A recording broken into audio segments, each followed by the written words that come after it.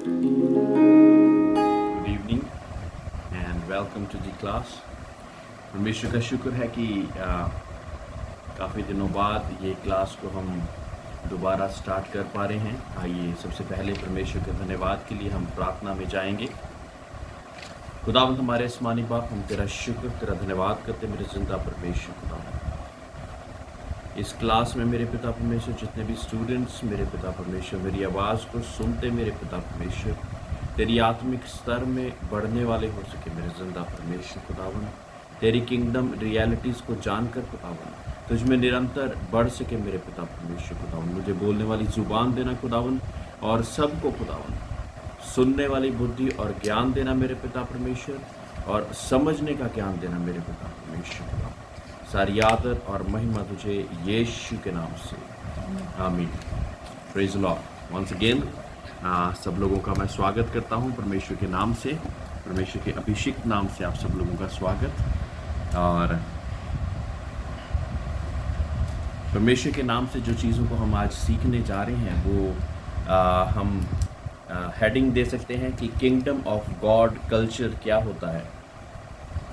जो पहली चीज़ जिसकी हेडिंग हम आज देने जा रहे हैं वो है किंगडम ऑफ गॉड कल्चर। मेरे प्रियो, किंगडम ऑफ गॉड कल्चर में हम अगर दो चीज़ों को लेकर चलें, जैसे कि एक चर्च है और एक वर्ल्ड है। अब किंगडम ऑफ गॉड कल्चर में सिर्फ हम चर्च पे फोकस नहीं हैं, लेकिन पूरे वर्ल्ड पे फोकस हैं।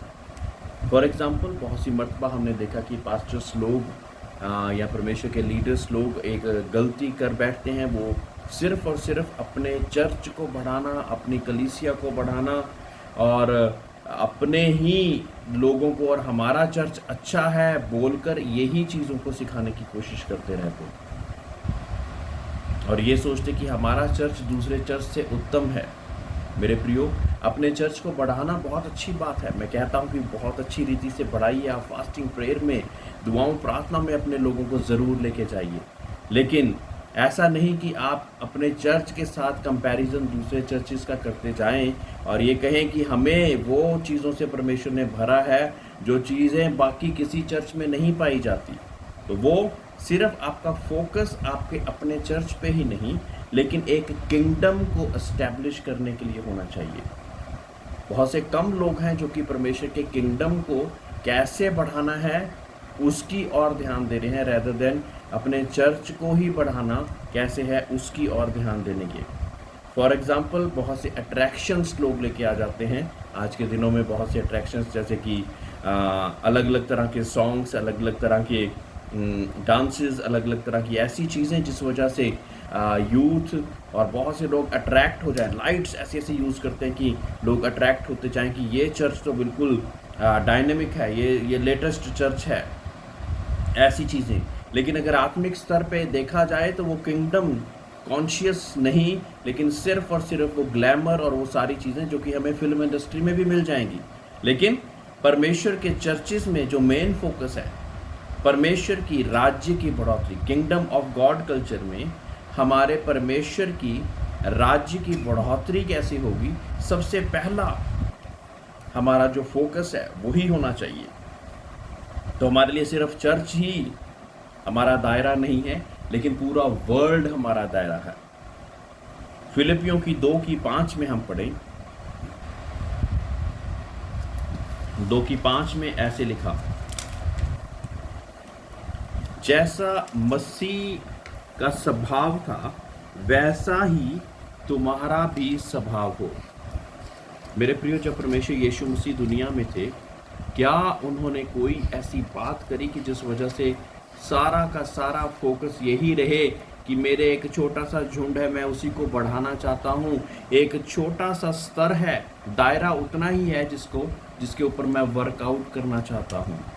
और was he concerned about all the Nations, जातियों के बारे में वो कंसर्न था। हमने ये देखा, तभी प्रचार हम तक पहुँच पाया। हम भारतीयों पर भी ये अनुग्रह हुआ कि ये प्रचार पहुंच पाया। अगर परमेश्वर का ये उद्देश्य ना होता तो केवल बैतलहम या यरूशलेम से आगे प्रचार ही ना पहुंचता। लेकिन परमेश्वर का फोकस पूरा वर्ल्ड था और ना ही सिर्फ और सिर्फ उसके अपने वहीं के बैतलहम के या यरूशलेम के लोग। छठी आयत में हमने पढ़ते हम, जिसने परमेश्वर के स्वरूप में होकर भी परमेश्वर के तुल्य होने को अपने वश में रखने की वस्तु ना समझा। अब परमेश्वर होकर भी उसने ये ना समझा कि मैं परमेश्वर के तुल्य होकर दुनिया में एक्ट करूं, बल्कि हर जगह पे हम क्या देखते हैं कि उसने स्वर्गीय पिता को हर जगह पे आदर दिया, कि जैसे मैं पिता को करते हुए देखता वैसे ही मैं खुद भी करता रहता, मैं अपने आप से कुछ भी नहीं कर सकता। ऐसी बहुत सी बातें, बहुत से एग्जाम्पल्स, जब हम जीसस क्राइस्ट को एज अ स्टैंडर्ड लेके चलते, हम देखते कि ऐसी बहुत सी चीज़ें हैं जो कि परमेश्वर यीशु मसीह के स्वभाव से, उसके कैरेक्टर से, उसके बिहेवियर से, उसका कैसे बातचीत करना है, इससे हमें सीखने की अनुमति मिलती। अगर हम कुछ बड़ा चाहते हैं तो बाइबल का नियम क्या है? Be a servant of all. अगर हम बड़ा चाहते हैं तो जैसे कि हमने वचन में भी पढ़ा कि परमेश्वर चाहता है कि दास होकर हम बड़े बन सकते हैं। एक जगह पे हम अगर गौर करें कि परमेश्वर यीशु मसीह ने अपने चेलों के पैर तक धोना एक शर्म की बात या अपने को छोटा करने की बात नहीं समझा, और उनके कदम, उनके पैरों को भी धो दिया। इसका क्या मतलब है? ये सर्वेंट टाइप लीडरशिप है। परमेश्वर चाहता था कि ऐसा स्वभाव मेरे चेलों में, मेरे सब व्यक्तियों में जो कि एक लीडरशिप में आते हैं, उनके बीच में ये चीज़ पाई जाए। अपने आप को छोटा करेंगे तो परमेश्वर हमें और आगे बढ़ाता जाएगा। ये तरीका है परमेश्वर में बढ़ने का। एक और चीज़ मैं आपको बहुत अच्छी रीति से बताना चाहता हूँ कि the state of the church is the state of the pastor. यानी कि जो एक पास्टर की, परमेश्वर की अगुए की स्टेज या स्टेट होगी, उसका मेंटल सेट होगा, उसी रीति से पूरी कलीसिया का भी मेंटल सेट होगा। उसी हिसाब से कलीसिया भी दुनिया के लोगों के साथ और सब जगह पे उसी रीति से डील करेगी। अगर एक पास्टर में भी फिल्मी गानों पे डांस करना अलाउ कर रहा है तो कलीसिया भी उसको बुरा नहीं समझेगी। अगर बाकी ऐसी बहुत सी चीज़ों को अगर पास्टर अलाउ कर रहा है एज अ लीडरशिप में होकर भी, तो बाकी जो उसकी कलीसिया के लोग हैं वो सब लोग चाहेंगे कि कोई बात नहीं, जब पास्टर साहब ऐसा अलाउ कर रहे हैं तो हमें भी ये सारी चीज़ें अलाउड है। लेकिन एक अगर पास्टर परमेश्वर के अनुसार उनको दुआओं, प्रार्थनाओं में, फास्टिंग में बड़ा महत्व देकर आगे बढ़ाना चाहेगा तो क्या होगा? फिर कलीसिया भी वैसी ही बनती जाएगी। वो अभिषेक जो कि परमेश्वर ने दास को दिया, वो उसी के द्वारा आगे ट्रांसफर भी होता जाएगा। मेरे प्रियो, मैं चाहता हूं कि ऐसा ही हो। अभी कुछ उदाहरण देकर मैं आगे बढ़ना चाहता हूं। मरकुस की इंजील उसमें 7, जिसमें सारे फूड को क्लीन करके परमेश्वर ने बताया है। फटाफट से हम मरकुस की 7 में अगर जाएं तो हमें देखने को मिलेगा कि सारे भोजन को परमेश्वर ने क्या बोला है कि अच्छे हैं। और अच्छे होते होते अगर हम उसकी समराइज उसको करें तो परमेश्वर क्या कहता है कि सारे भोजन क्लीन है। कोई चीज़ जो तुम्हारे अंदर जाती है वो तुम्हें शुद्ध या अशुद्ध नहीं ठहराती, लेकिन जो चीज़ें तुम्हारे अंदर से बाहर निकलती हैं वो चीज़ें तुमको शुद्ध या अशुद्ध ठहराती हैं। अर्थात वो बुरे वचन, वो बुरी हमारी बोलचाल, वो बुरे थॉट्स के द्वारा जो बोलचाल उत्पन्न होती है, उसके द्वारा हम शुद्ध या अशुद्ध ठहराए जाते हैं। जो हमारे अंदर होगा वो ही हमारे विचारों के द्वारा, हमारी बोलचाल के द्वारा बाहर निकलेगा।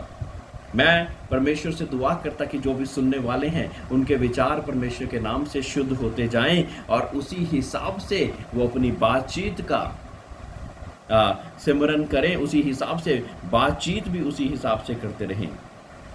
मत्ती 6 में परमेश्वर ने अपने दासों को कहा कि you are more valued than sparrows, यानी कि तुम उन पक्षियों से भी बेहतर हो। जब ऐसी अवस्था आ जाती जब हम सोचते कि हमारी ज़िंदगी में परमेश्वर क्या चाहता, अच्छा होगा, बुरा होगा, बहुत सी ऐसी चीज़ें कि हमारा टेक केयर कौन करेगा, हमारे ये ज़रूरतों को कौन पूरा करेगा, तो परमेश्वर कहता कि उन पक्षियों को देखो, ना वो बोते ना वो काटते, लेकिन फिर भी उनके सही समय पर परमेश्वर उनको सारी चीज़ें मुहैया करता, सारी चीज़ें प्रोवाइड करता, ताकि उनकी सारी ज़रूरतों को पूरा करता रहे। मेरे प्रियो, परमेश्वर के वचन में यूं भी लिखा, क्या भजन संहिता में, कि पूरी जिंदगी भर में मैंने कोई भी ऐसा व्यक्ति नहीं देखा जो कि बेग कर रहा हो, यानी कि भीख मांग रहा हो। यानी कि जब हम राजाओं के राजा के पुत्र और पुत्री हो जाते हैं तो हमें अधिकार के साथ सारी चीज़ों की प्राप्ति होती रहती है। ज़रूरी है कि हम उस किंगडम कल्चर की फैमिली के बीच में आ जाएं, परमेश्वर की इच्छा के बीच में आ जाए। एक और बहुत ज़रूरी चीज़, हेडिंग अगर आप लिखें तो लिखेंगे kingdom culture in the family, क्योंकि वो फैमिली से स्टार्ट होगा आपकी। वो बहुत बड़े बड़े स्तरों से पहले आपकी फैमिली से स्टार्ट होगा।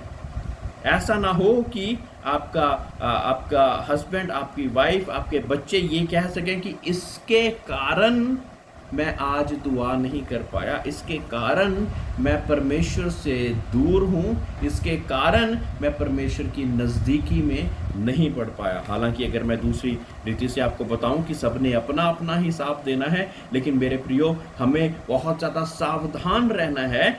अपने आपस में, अपने फैमिली में भी वो कल्चर डेवलप करने की निरंतर कोशिश करते रहना है, जिस वजह से हम एक दूसरे की आशीष का कारण बनते रहें। बच्चे माँ बाप की, माँ बाप बच्चों की, बीवी हस्बैंड की, हस्बैंड वाइफ की। इस तरह से हमने, इस तरह का कल्चर हमने डेवलप करने की कोशिश करनी है, जिस वजह से हमारी आत्मिक उन्नति डेली निरंतर होती जाए। एक और चीज़ परमेश्वर के नाम से मैं बताना चाहता हूँ कि God makes the ministers like Jesus, not ministry like Jesus. इस बात को मैं बहुत अच्छी रीति से बताना चाहूँगा कि परमेश्वर चाहता कि जो उसके मिनिस्टर्स हैं, यानी कि जो उसके अगुआ हैं, उसके लीडर्स हैं, वो यीशु मसीह की तरह बने। उनकी मिनिस्ट्री यीशु की तरह हो, ये बाद में चीज़ आती है। जब तक हमारा खुद का स्वभाव, खुद का चाल चलन, खुद की बातचीत का करने का ढंग प्रभु यीशु मसीह की तरह नहीं होगा, तब तक हम परमेश्वर यीशु मसीह की जैसी मिनिस्ट्री कैसे कर पाएंगे। हम सब लोग चाहते हमारी मिनिस्ट्री प्रभु यीशु मसीह जैसी हो, हमारी मिनिस्ट्री प्रभु यीशु मसीह जैसी हो, लेकिन क्या हमारा स्वभाव, हमारा कैरेक्टर, हमारा बिहेवियर यीशु मसीह जैसा है? सबसे पहले परमेश्वर जो बनाता वो मिनिस्ट्री को नहीं बनाता। God is very serious about his ministry, so that is why he makes you first. वो आपको सबसे पहले बनाना चाहता। आपके ऊपर वो ट्रायल्स, वो टेस्ट, वो टेम्पटेशंस आने के लिए बहुत सी चीज़ों में अलाउ करता, ताकि आप वो बर्तन बन जाएं, जिस वजह से परमेश्वर दूसरों के सामने एक दर्पण का कारण आपको बना सके।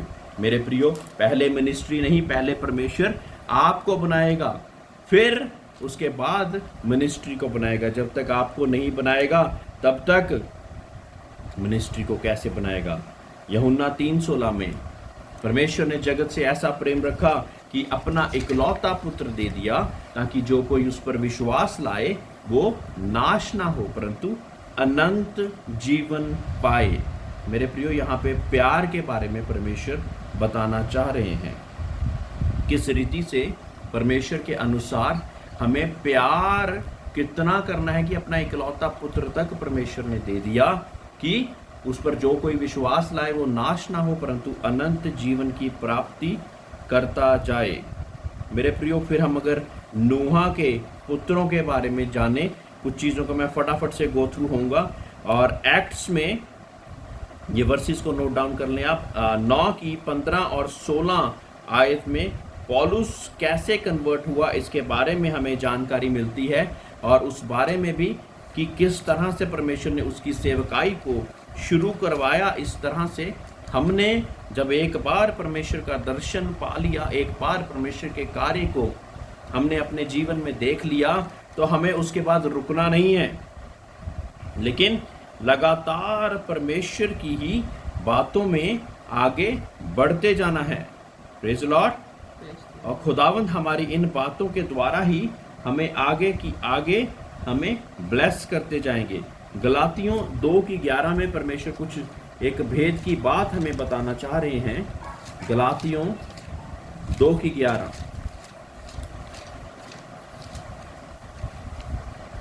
गलातियों की पुस्तक गलैटियंस 2:11। जब कैफा अंताकिया में आया तो मैंने उसके मुंह पर उसका सामना किया क्योंकि वह दोषी ठहरा था।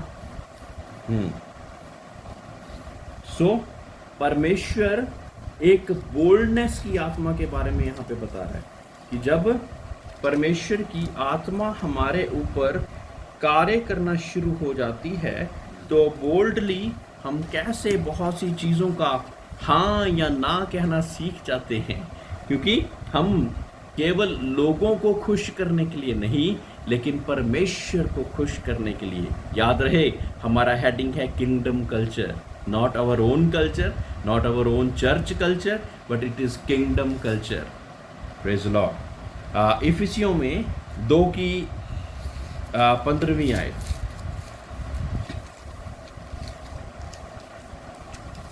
दो की 15 में यूं लिखा, और अपने शरीर में बैर अर्थात वह व्यवस्था जिसकी आज्ञाएं विधियों की रीति पर थी मिटा दिया कि दोनों में अपने एक नया मनुष्य उत्पन्न कर के मेल करा दे।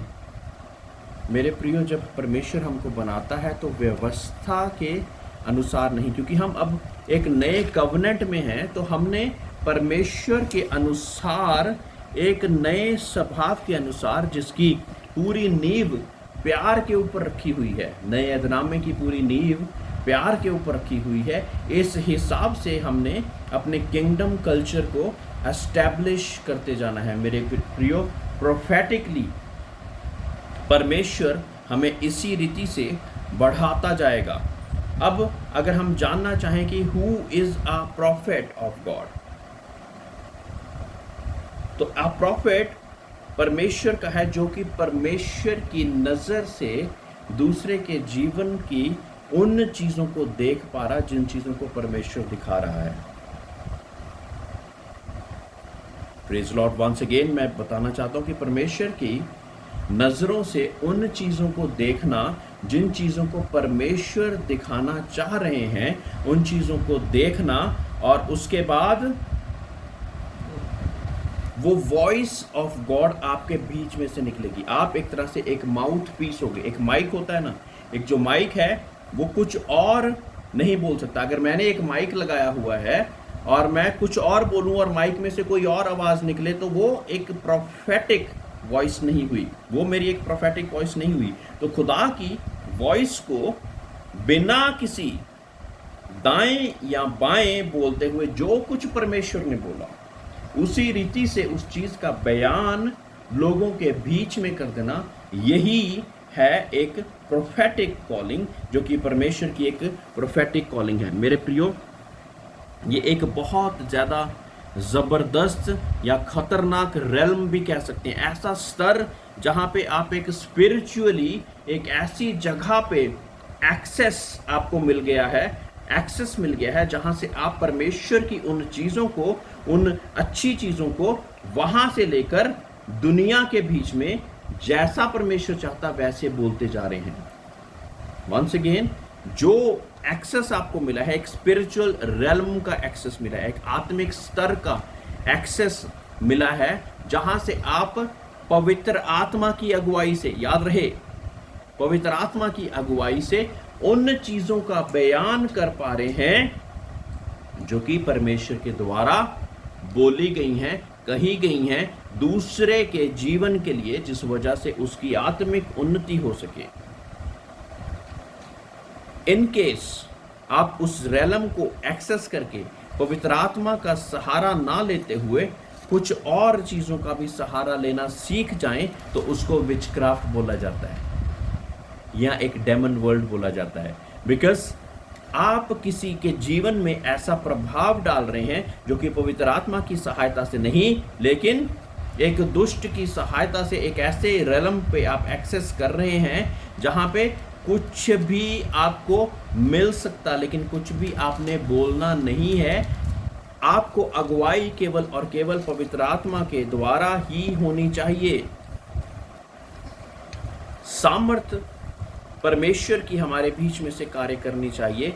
और जो एक्सेस आपको मिला है वो पवित्र आत्मा की अगुवाई के साथ, एक डर और भय के साथ, वो जो शब्द जो कि परमेश्वर के बोले हुए हैं किसी व्यक्ति के लिए, वो ज्यों के त्यों वैसे के वैसे ही बोल देना।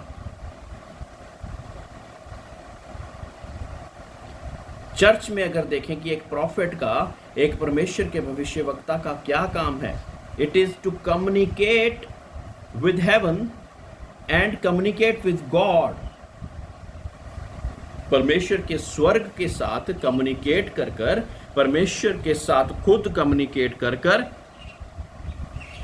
वो चीजें जो कि परमेश्वर हमारे चर्च के लिए कहना चाहता। बाई चांस एक प्रॉफिट को रखा गया कि इस चर्च की उन्नति के लिए आपने बहुत सी चीजों को बोलना है, तो वो प्रॉफिट क्या करेगा, वो चर्च की उन्नति के लिए उस जगह पे एक्सेस करके हेवन में और परमेश्वर के पास से उन चीजों को एक्सेस करके आपके तक पहुंचाएगा। इट इज लाइक खुदा की पवित्र आत्मा ने आपको पोजेस कर लिया और फिर आपने उन चीजों का बयान करा जो कि परमेश्वर चाहता था, रूबरू, कुछ भी और नहीं। तो आपकी वाणी ऐसी वाणी हो जाएगी जैसे कि परमेश्वर खुद बोल रहा है। मेरे प्रियो, बहुत सी मर्तबा इस बात में चूक जाते बहुत से हमारे प्रॉफिट्स, जिस वजह से क्या होता कि जिंदगियां इधर की उधर हो जाती। जब परमेश्वर बोलता तो एक जिंदगी कायम हो जाती, परमेश्वर की नजदीकी पड़ जाती। लेकिन जब वो परमेश्वर की वाणी में हमारा खुद का दिमाग यूज होना शुरू हो जाता, वहां पे कुछ का कुछ और ही बनना शुरू हो जाता। मैं एक बारी फिर कहना चाहूंगा, you are the voice of God. As a prophet you are a voice of God. You will be speaking just like what God has said, nothing else, without applying your mind. क्योंकि जहां पे mind अपना apply करा वहां पे कुछ का कुछ बनने का काम हो सकता है। परमेश्वर कौन सी चीज किस वजह से किसके लिए कह रहा, परमेश्वर से बेहतर कोई नहीं जानता। आप प्रॉफिट होते हुए आप भी नहीं जानते, तो उसको जहां पे परमेश्वर इंटरप्रेट करने के लिए ना बोले, आप ना कीजिए। जैसे परमेश्वर बोलने के लिए कहे वैसे बोले। जब आपको नहीं समझ लगा और आप चाहते हैं कि मैं उस व्यक्ति को अच्छी रीति से एक्सप्लेन भी करूं, तो वो भी आप परमेश्वर से पूछ के करें। तभी आप सही संदेश परमेश्वर के द्वारा उस इंसान तक पहुंचा सकते हैं। ये बहुत ही ज़्यादा डेलिकेट रेल्म है, एक डेलिकेट स्तर है जहां पे ईजिली आपका सामना डार्कनेस के साथ हो सकता है। You can easily get deceived by the darkness. आप बहुत ही आसानी के साथ एक डार्कनेस के साथ आपका मेल हो सकता है या आपका सामना हो सकता है। आप इजीली डेविल वर्ल्ड के द्वारा मैनिपुलेट कर सकते हैं। जब आप इस स्तर के लिए परमेश्वर जब आपको एक्सेस देता है, मेरे प्रियो, इसीलिए बहुत ज़रूरी है कि बड़े ही डर और भय के साथ इस कॉलिंग को हम अपने जीवन में उतारें, ताकि कुछ भी ऐसा ना हो जो कि परमेश्वर के आज्ञा के अनुसार नहीं, उसकी मर्जी के अनुसार नहीं। अगर परमेश्वर आपको ना बनाए तो आप उसका इंतजार करें, क्योंकि if God does not make you, you can easily be working for the dark kingdom. बहुत सी मर्तबा ऐसा होता कि हम लोग उस गिफ्ट के लिए, उस साइन के लिए, उस वंडर के लिए इतना ज़्यादा पीछे पड़ जाते कि हम परमेश्वर को भी भूल जाते। मेरे प्रियो, ये बहुत गहरी बात है। और तब क्या होता, डार्क किंगडम आपकी चाह के अनुसार आपको वो चीज़ तो दे देता, लेकिन वो इस्तेमाल उसके लिए होती जो कि परमेश्वर के अनुसार नहीं। एक बारी दोबारा बताना चाहूँगा, समटाइम्स हम परमेश्वर की गति से आगे बढ़कर उस चीज़ को जल्दी रिसीव करना चाहते, जो कि परमेश्वर ने एक सिखाने के प्रोसेस के बीच में से आपको लेके जाना है। उस चीज़ को हम जल्दी रिसीव करने की चाह में वहाँ पे आपको डेविल मैनिपुलेट कर देता और वहाँ पे आप कुछ चीज़ों का एक्सेस तो पा जाते, लेकिन मेरे प्रियो, वो पिता परमेश्वर पवित्र आत्मा की अगुवाई के साथ नहीं होता। उस वजह से आप एक फॉल्स प्रॉफिट कहलाते, क्योंकि आप जो भविष्यवाणियां करते, आप जो चीजें बोलते, वो कुछ तो पूरी नहीं होती, और कुछ जो पूरी होती हैं वो परमेश्वर के अनुसार नहीं है। क्या आपको पता कि एक जगह पे जहां पे परमेश्वर आपकी डिवाइन डेस्टिनी डिजाइन करता, वहां पे ही एक दुष्ट ने भी एक डेस्टिनी डिजाइन करी हुई है। वो डिवाइन डेस्टिनी नहीं है, लेकिन एक ऐसी डेस्टिनी है जिससे वो आपके लिए एक नरक का रास्ता तैयार कर रहा है। एक डेस्टिनी वो है जिसमें परमेश्वर अपनी मर्जी के अनुसार आपको चला के परमेश्वर अपने अनुसार ले जाकर वहां पहुंचाना चाहता, जहां पे परमेश्वर यीशु मसीह ने कह दिया, मैं तुम्हारे लिए वो जगह को तैयार करता जिस जगह पे मैं हूं और तुम भी हो सको। Joint heirs. मेरे प्रियो, परमेश्वर इतना अच्छा है कि हमने क्रूस पर अपनी जान नहीं दी, लेकिन क्योंकि प्रभु यीशु मसीह के द्वारा हमें उस चीज का एक्सेस मिल गया, इसलिए हम जॉइंट हायर्स होकर हम भी स्वर्ग के बेटे और बेटियां होकर काम करना शुरू कर देते हैं। मेरे प्रियो, बहुत सी मर्तबा ऐसा होता कि जो कि फॉल्स प्रॉफिट कहलाते, एक समय पे वो परमेश्वर के ही लोग थे। They might have got that gift bye praying long duration of hours. बहुत ज़्यादा प्रार्थनाओं करने के द्वारा, बहुत ज़्यादा परमेश्वर के साथ समय बीतने के साथ उस गिफ्ट की प्राप्ति हुई होगी। लेकिन एक समय ऐसा आया जहाँ पे एनिमी ने उसको डिसीव कर दिया, और फिर वो डर और भय के साथ परमेश्वर से उस चीज़ की माफ़ी ना मांगते हुए उन्होंने दुष्ट के साथ चलना शुरू कर दिया। दुनिया को क्या लग रहा है कि अभी भी काम हो रहे हैं, और तब भी काम होते थे, लेकिन अब परमेश्वर की ओर से नहीं, तब परमेश्वर की ओर से थे। जो परमेश्वर की ओर से काम होते हैं वो एकदम निपुणता के साथ होते हैं, सल्यूशन के साथ होते हैं। Telling the things of your future इस भविष्यवाणी, वो पंडित लोग भी बता देते हैं, but they do not have the solution for it. उपाय कहकर वो बताते तो हैं, लेकिन वो उपाय से आपका समाधान स्वर्ग राज्य की ओर नहीं बढ़ता। बकरा चढ़ा दीजिए, मुर्गा चढ़ा दीजिए, इतना सारा सामान आप समुंदर में गिरा दीजिए, ऐसी बहुत सी धारणाएं, लेकिन उस वजह से ये सब कुछ कर कर भी आप परमेश्वर की प्राप्ति नहीं करते। मेरे प्रियो, एक बहुत ज़्यादा ज़रूरी चीज़ है, जब आपको परमेश्वर बनाना चाहे तो उसके मेकिंग प्रोसेस को कभी स्टॉप मत कीजिए। आप अपनी मर्जी कर कर परमेश्वर के उस प्रोसेस को स्लो डाउन भी ना कीजिए, और ना ही अपनी गति के अनुसार परमेश्वर को चलाने की कोशिश कीजिए। परमेश्वर के वचन में लिखा, मेरी सोच में और तेरी सोच में ज़मीन आसमान का अंतर, मेरी गति में और तेरी गति में ज़मीन आसमान का अंतर। बहुत से लोग स्टेजेस पे चढ़ गए without completing the making process. तो जब आंधियां आती हैं तो मुंह के बल गिरते हैं। मेरे प्रियो, इसलिए परमेश्वर को डेली अपने मेकिंग प्रोसेस को करने दीजिए, जिसके हिसाब से परमेश्वर हमको बनाना चाहता है, जिस हिसाब से परमेश्वर हमें ट्रांसफॉर्म करना चाहता है to be a super natural human being which can understand the plans and purposes of God.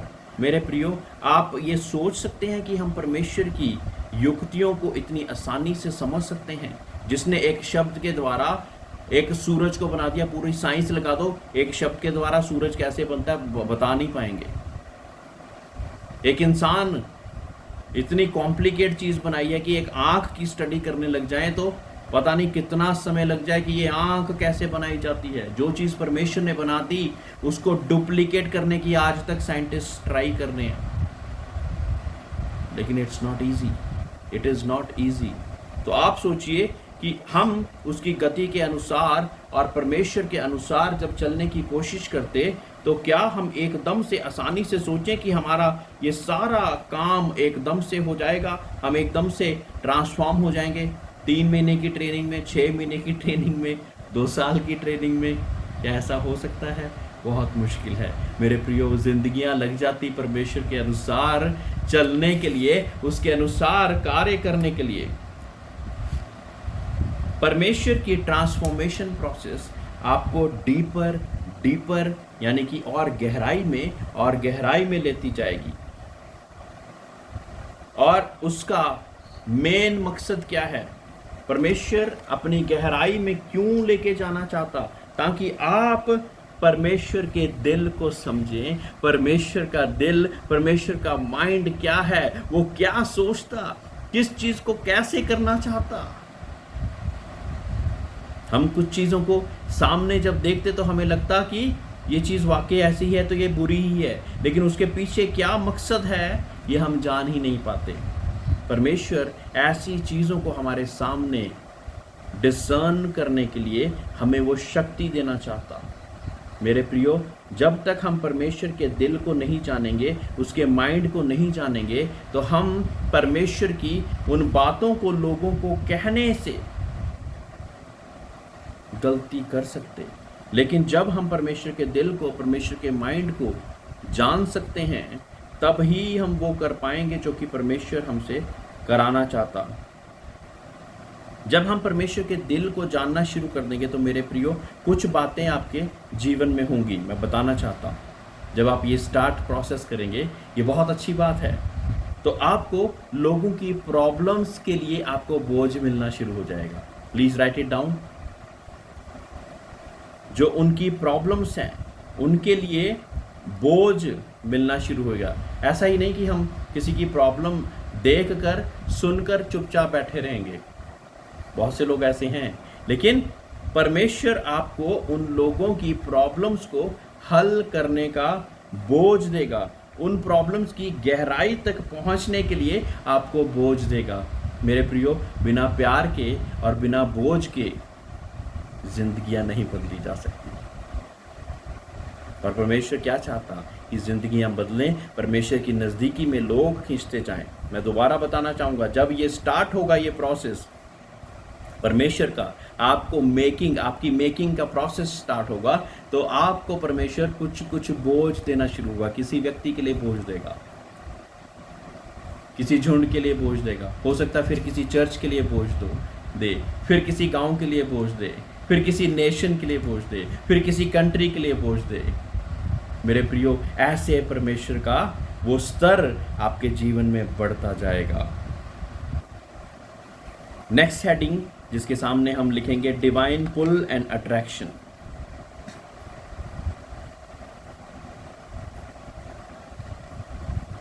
जब परमेश्वर की बुलाहट आपकी जिंदगी में होती है, तो परमेश्वर बहुत सी ऐसी चीजों को आपके जीवन में करेगा जिस वजह से आप परमेश्वर की ओर खींचते चले जाएंगे।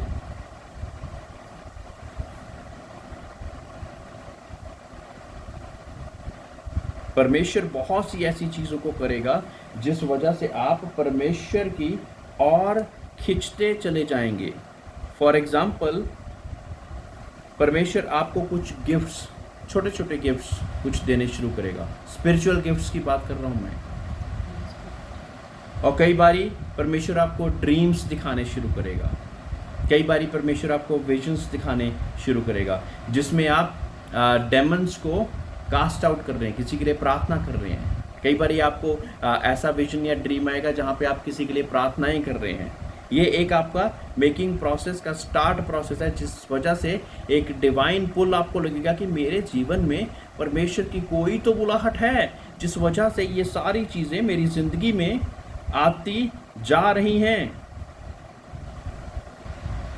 आपको परमेश्वर ये देगा कि आप किसी के लिए प्रोफेसी कर रहे हैं, किसी बीमार के लिए प्रार्थना कर रहे हैं। ऐसी बहुत सी चीज़ें परमेश्वर आपको विजन्स और ड्रीम्स के द्वारा दिखाना शुरू करेगा, जिस वजह से आपको लगेगा कि यस, मेरे जीवन में परमेश्वर की कोई बुलाहट है।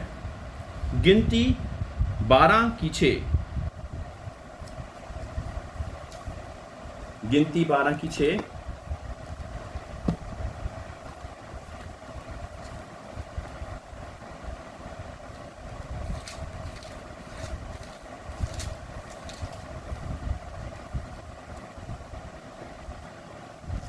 तब यहोवा ने कहा, मेरी बातें सुनो। यदि तुम में कोई नबी हो तो उस पर मैं यहोवा दर्शन के द्वारा अपने आप को प्रकट करूंगा या स्वप्न में उससे बातें करूंगा। Praise the Lord. सो परमेश्वर कैसे बात करेगा? तब यहोवा ने कहा, मेरी बातें सुनो। यदि तुम में से कोई नबी हो तो उस पर मैं यहोवा दर्शन के द्वारा अपने आप को प्रकट करूंगा या स्वप्न में उससे बातें करूंगा। कोई नबी होगा तो परमेश्वर उसको स्वप्न के द्वारा और विजन्स और ड्रीम्स के द्वारा उसके साथ बातें करेगा। इसी रीति से हमें पता लगेगा कि परमेश्वर बात करता है। परमेश्वर कैसे बात करता है? या तो आपको फिजिकली परमेश्वर की वॉइस दिखाई देगी, या कोई लाइटनिंग के द्वारा परमेश्वर कई बारी बात करता, एक गहरी रोशनी आपके सामने प्रार्थना करते करते प्रकट हो जाएगी, और कुछ साइंस फ्रॉम हेवन परमेश्वर देने शुरू करेगा, जिस वजह से आपको पता लगेगा कि परमेश्वर हमसे बातचीत करना चाहता है।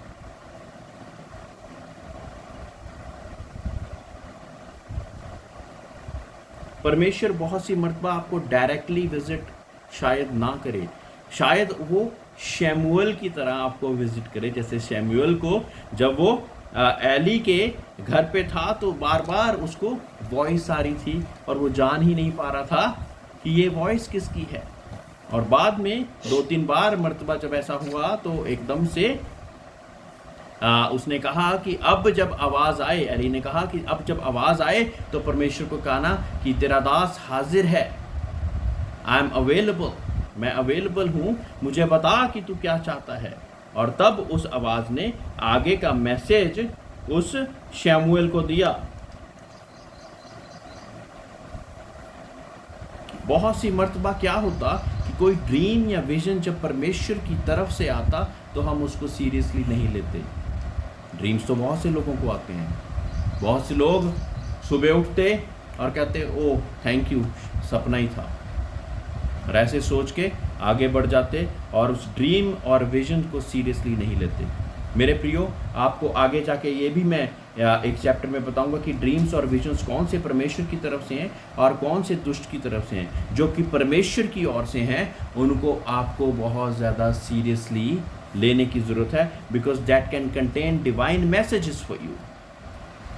वो डिवाइन मैसेजेस को लेकर आपके पास आ सकते हैं, लेकिन सारे ड्रीम्स परमेश्वर की ओर से नहीं है, सारे विजन्स परमेश्वर की ओर से नहीं है। We need to develop a strong discerning power to know कि कौन सा परमेश्वर की ओर से है और कौन सा परमेश्वर की ओर से नहीं है। परमेश्वर चाहता कि आप फास्ट और प्रेयर और इन चीज़ों में समय ज़्यादा बिताएं ताकि आपको इन चीज़ों की क्लैरिटी मिल सके। बिना फास्टिंग और प्रेयर के आप एक स्ट्रॉन्ग डिसर्निंग नहीं रख पाएंगे, जिस वजह से आप ये जान पाएँ कि ड्रीम्स और विजन का मैसेजेस क्या हैं और कौन सा सही है और क्या वो परमेश्वर की ओर से है कि नहीं। ज़रूरी है कि वो फास्टिंग और प्रेयर में एक स्ट्रॉन्ग डिसर्निंग पावर हम परमेश्वर की ओर से जान सकें। उत्पत्ति 37:5-11।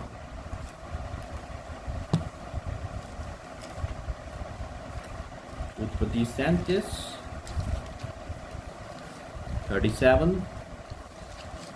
और उसकी 5 से 11वीं आयत में परमेश्वर कुछ सिखाना चाहते। मैं पढ़ूंगा। यूसुफ ने एक स्वप्न देखा और अपने भाइयों से उसका वर्णन किया, तब वह उससे और भी द्वेष करने लगे। उसने उनसे कहा, जो स्वप्न में मैंने देखा है उसे सुनो। हम लोग खेत में पुले बांध रहे और क्या देखते हूँ कि मेरा पुला उठकर सीधा खड़ा हो गया। तब तुम्हारे पुलों ने मेरे पुलों को चारों तरफ से घेर लिया और उसे दंडवत किया। तब उसके भाइयों ने उससे कहा, क्या सचमुच तू हमारे ऊपर राज्य करेगा या क्या सचमुच तू हम पर प्रभुता करेगा? इसलिए वह उसके स्वप्नों और उसकी बातों के कारण उससे और भी अधिक बैर करने लगे।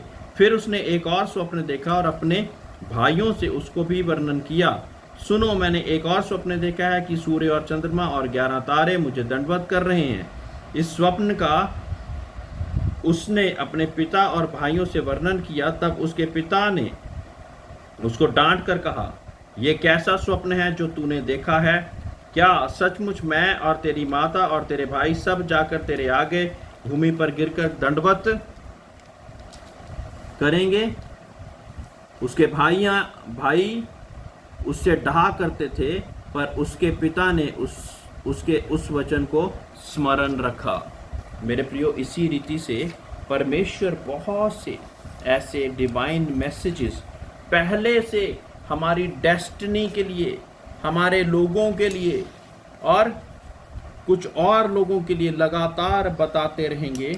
लेकिन ज़रूरी क्या है कि हम उनको जानकर उनको सीरियसली लें और ये जान सकें कि वो चीज़ हमारे जीवन में किस लिए आई है। कुछ चीज़ों को मैं फटाफट से बताते हुए मैं आगे बढ़ूंगा कि जब आप की परमेश्वर की कॉलिंग में उतरेंगे तो कुछ चीज़ें होंगी। बर्डन टू सी चेंजेस, आपकी एक डिज़ायर परमेश्वर के नाम से शुरू हो जाएगी कि ये व्यक्ति जिसके लिए मैं प्रार्थना कर रहा हूँ ये बदल क्यों नहीं रहा। एक डिज़ायर जिसके वजह से आप उस व्यक्ति के लिए लगातार प्रार्थना करनी चाहेंगे। एक स्ट्रॉन्ग डिज़ायर आ जाएगी। कई बारी परमेश्वर के नाम से वो लोग रोना भी लग जाते हैं, रोने भी लग जाते हैं कि ये व्यक्ति क्यों नहीं बदल रहा, परमेश्वर तेरे प्यार को क्यों नहीं समझ रहा। और ऐसी बहुत सी ऐसी चीज़ें जो कि परमेश्वर ही आपको देता है और ये डेली ऐसा आपके साथ होना शुरू हो जाएगा। ये आपको किसी स्ट्रेस के कारण नहीं है, जैसे कि जॉब का स्ट्रेस हो गया या लड़कियों का खाना नहीं बनाया या कुछ और काम नहीं करा उस वजह का स्ट्रेस। ये वो स्ट्रेस नहीं है मेरे प्रियो, ये वो स्ट्रेस नहीं है। लेकिन ये एक बर्डन है किसी की उन्नति के लिए, जो कि आप चाहते हैं कि परमेश्वर के नाम से उसकी उन्नति हो सके।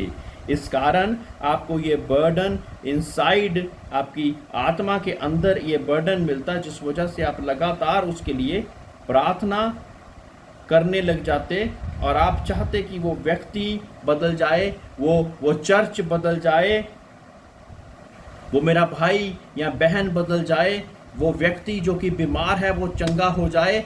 ऐसी ऐसी अलग अलग चीज़ें जो कि परमेश्वर चाहता कि आपके जीवन में हो। नहमिया बहुत उदास हो गया कि यरूशलेम में बदलाव क्यों नहीं आ रहा। मेरे प्रियो, कब ऐसा हमारे जीवन में कभी ऐसा हुआ हो तो बताएं कि हमें हमारी जगह पर, हमारे चर्च में बदलाव नहीं आ रहा, हमारी कंट्री में बदलाव नहीं आ रहा, लोग सच्चे परमेश्वर को छोड़कर दूसरी जगहों को पूजते जा रहे। ऐसा बर्डन हमारे जीवन में कभी आया क्या? ये जानने की आवश्यकता है, क्योंकि दुनिया और उसके लोग डार्कनेस को लाइट से ज़्यादा पसंद करते हैं।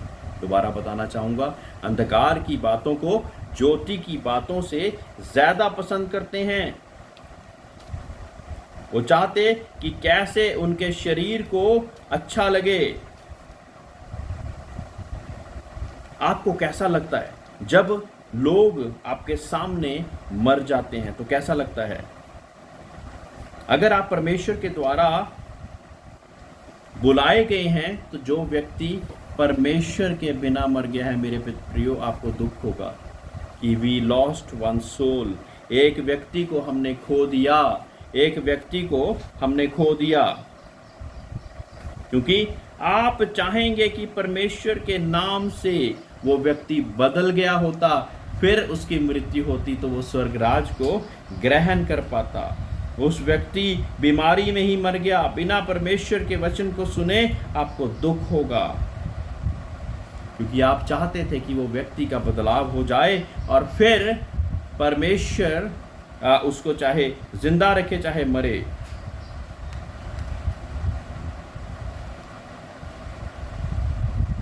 आपका हृदय कैसा रिएक्ट करता जब आप सिक पीपल को देखते हैं? बीमार लोगों को देखते हैं, उन लोगों को देखते हैं जिनके ऊपर दुष्टात्माओं का प्रभाव है। आपको कैसा फील होता? What is your condition? एक और चीज होगी, आपको deep hunger and thirst to know him more, परमेश्वर को जानने की एक और चाहत, एक और गहराई के साथ वो चाहत आपके अंदर खत्म ही नहीं होगी। परमेश्वर का वचन कहता है जो भूखे और प्यासे हैं वो तृप्त किए जाएंगे, और आप उस चाहत के कारण और गहराई में जाना चाहेंगे परमेश्वर की, और गहराई में जाकर आप चाहेंगे कि परमेश्वर मुझे और बदलता जाए और सिखाता जाए। परमेश्वर का वचन मत्ती 5:6 में लिखा है कि धन्य है वह लोग जो भूखे और प्यासे हैं, क्योंकि वो तृप्त किए जाएंगे। परमेश्वर आपको तृप्त करना चाहता, परमेश्वर आपको भरना चाहता, परमेश्वर चाहता कि आप भूखे और प्यासे हों। जब भूखा और प्यासा नहीं है, उसको तृप्त परमेश्वर कैसे करे?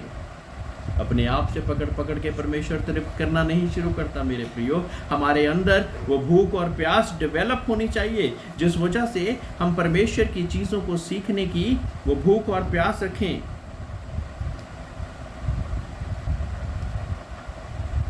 भजन संहिता 42:1 में लिखा है कि my heart pants after you, मेरा हृदय तेरा ही प्यासा है।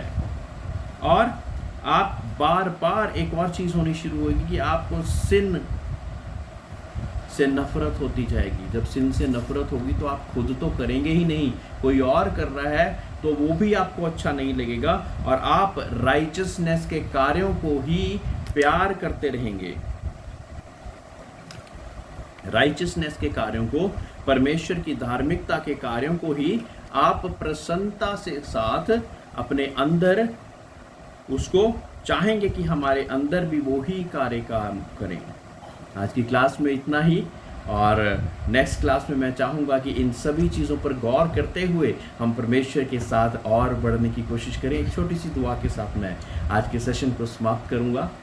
खुदावन मेरे आसमानी बाप, मेरे जिंदा परमेश्वर खुदावन, एक किंगडम कल्चर के बीच में मेरे पिता परमेश्वर, जब तेरी बुलाहट तेरे दास दासियों के बीच में आती तो क्या क्या होता, किस हिसाब से हमने अपने आप को ढालना मेरे पिता परमेश्वर खुदा। तो दया करना, रहम करना मेरे जिंदा परमेश्वर खुदा, ताकि तेरे मेकिंग प्रोसेस में मेरे पिता परमेश्वर खुदा हम कोई भी बाधा ना बने, बल्कि तुझ में निरंतर निरंतर बढ़ते जाएं खुदा। हर एक सुनने वाले को आशीषित करना मेरे पिता परमेश्वर, ताकि तेरी भेद की बातों का ज्ञान उनको होने वाला हो सके। वो बोझ देना मेरे पिता परमेश्वर लोगों के लिए, जातियों के लिए मेरे पिता परमेश्वर, बीमारों के लिए, दुष्ट आत्माओं से जकड़े हुए लोगों के लिए, ताकि खुदावन वो तेरे किंगडम में खुदावन बहुत सी बढ़ोतरी का कारण बन सके। सारी आदर और महिमा तुझे यीशु के नाम से, आमीन।